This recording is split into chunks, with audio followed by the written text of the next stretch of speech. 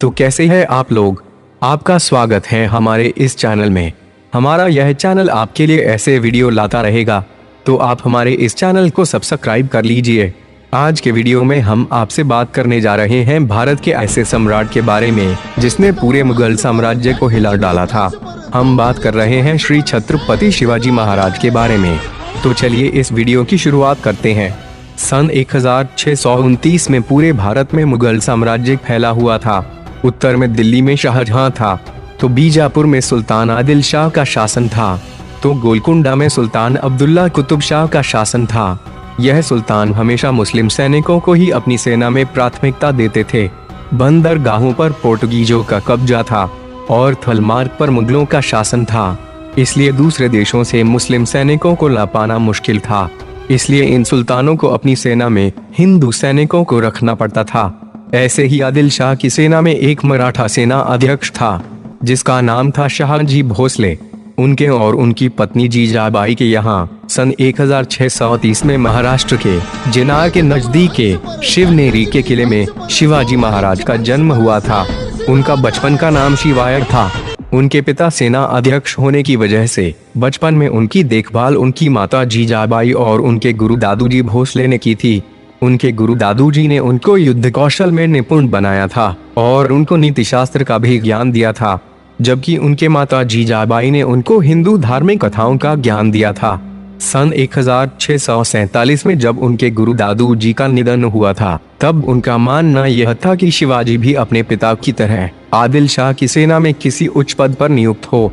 पर शिवाजी महाराज को गुलामी पसंद नहीं थी, इसलिए उन्होंने अपना हिंदू राष्ट्र बनाने का संकल्प लिया था।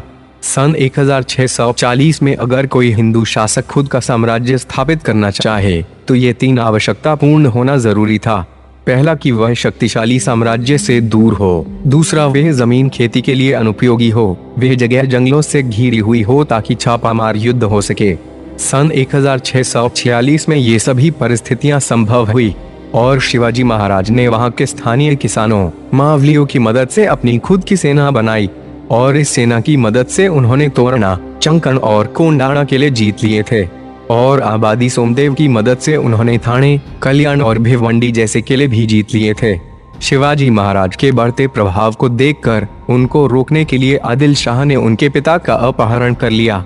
इसलिए शिवाजी महाराज ने 7 साल तक कोई भी आक्रमण नहीं किया, बल्कि यह समय उन्होंने अपनी सेना को बड़ी बनाने में लगाया। उनकी घुड़सवार सेना के अध्यक्ष नेताजी पलकर थे और उनकी पैदल सेना के अध्यक्ष येसाजी कंक थे।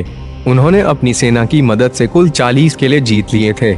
इसलिए बीजापुर की बड़ी साहिबा ने अफजल खान को 10,000 की सेना के साथ सन 1659 में शिवाजी महाराज पर आक्रमण करने का हुक्म दिया। अफजल खान अपनी क्रूरता के लिए काफी प्रसिद्ध था।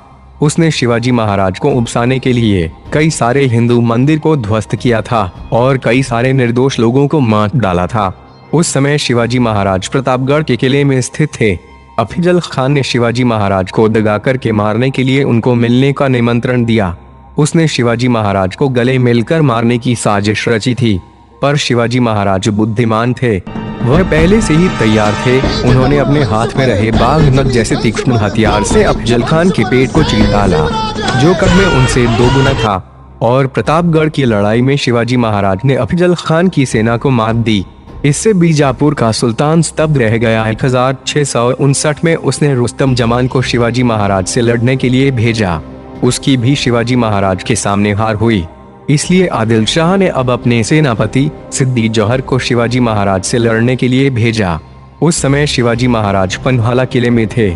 सिद्दी जौहर ने पन्हाला किले को चारों ओर से घेर लिया। इसलिए शिवाजी महाराज ने सिद्दी जौहर को मिलने का निमंत्रण दिया और वहां आदिल शाह को संदेशा भिजवाया कि सिद्दी जौहर उनके साथ दगा कर रहा है। इसलिए आदिल शाह काफी गुस्सा हो गया और उसने सिद्दी जौहर को मारने के लिए आदेश दिया। इसका फायदा शिवाजी महाराज को हुआ और शिवाजी महाराज वहां से सुरक्षित निकल गए और उनके सेनापति बाजी प्रभु देशपांडे ने सिद्दी जौहर की सेना को हरा दिया। हालांकि इस लड़ाई में बाजी प्रभु देशपांडे का निधन हुआ। आज भी महाराष्ट्र के इतिहास में बाजी प्रभु देशपांडे को एक वीर योद्धा की तरह सम्मान दिया जाता है। इससे परेशान होकर बीजापुर की बड़ी बेगम ने औरंगजेब को शिवाजी महाराज की फरियाद की। उसने अपने मामा शाहिस्ता खान को 1,50,000 की सेना के साथ शिवाजी महाराज से लड़ने के लिए भेजा। शाहिस्ता खान ने पुणे के लाल महल पर कब्जा कर लिया, इसलिए शिवाजी महाराज ने चुपके से बारातियों के भेष में पुणे के लाल महल में प्रवेश किया और शाहिस्ता खान पर आक्रमण किया।